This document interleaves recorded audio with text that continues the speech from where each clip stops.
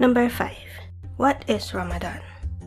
Ramadan is the 9th month in the Islamic calendar where Muslims worldwide are supposed to fast from dawn to dusk, and it is regarded as one of the 5 pillars of Islam.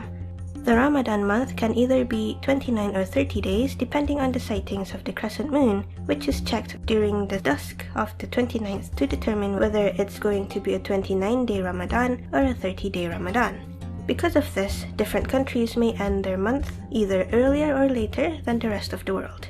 Ramadan is technically a month of restraint and for cleansing the soul.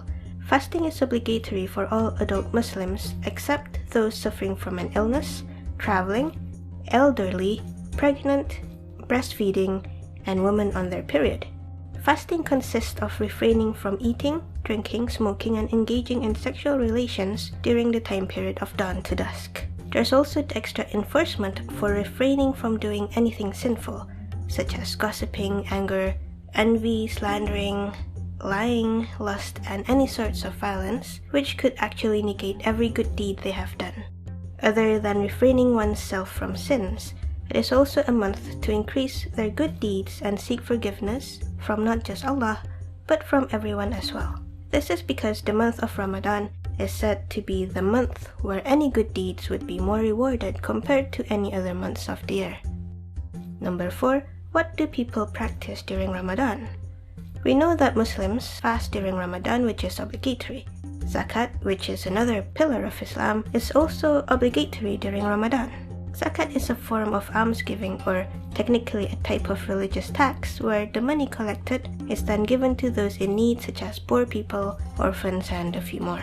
Other non-obligatory practices includes suhur, which is the pre-fasting meal eaten before dawn, iftar, which is the meal to break the fast at dusk, nightly prayers that they call tarawih, charity, which I don't need to explain, and reading the Quran. Number 3. Muslim countries. In some Muslim countries, people can get prosecuted for not fasting and/or flouting such behavior openly. Different countries have different penalties, some much more heavier than others. This could be seen from Algeria in October 2008, where 6 people were jailed for 4 years along with a fine of $1,300 because of not fasting. Then there's the UAE, where the punishment would only be a few hundred hours of community service. But not all Muslim countries have punishments for failing to fast. Also, in most Muslim countries, the working hours are usually a bit shortened during the month to keep a balance between religious activities and work.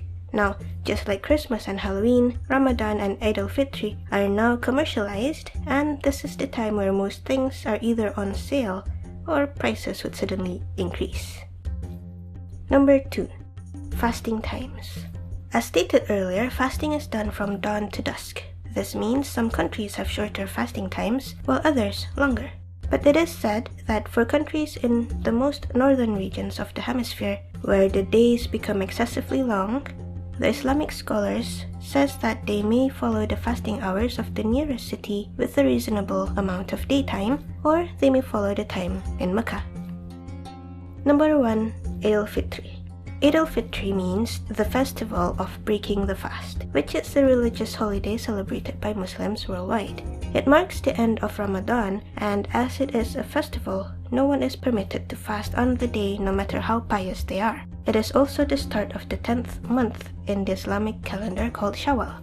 The way people around the world celebrate Eid al-Fitr is different, and it actually depends on their own culture.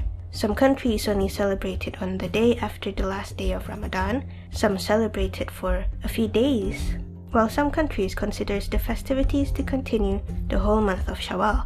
The only similarity for all is that there are the early morning prayers on the day of the Eid, people ask for forgiveness to everyone they meet, and it's the day for feasting and family gatherings. There are also the different cultural practices for Eid, such as having lanterns or colorful lights around their houses, streets, and even mosques, celebrating with firecrackers and fireworks, and of course a lot of food.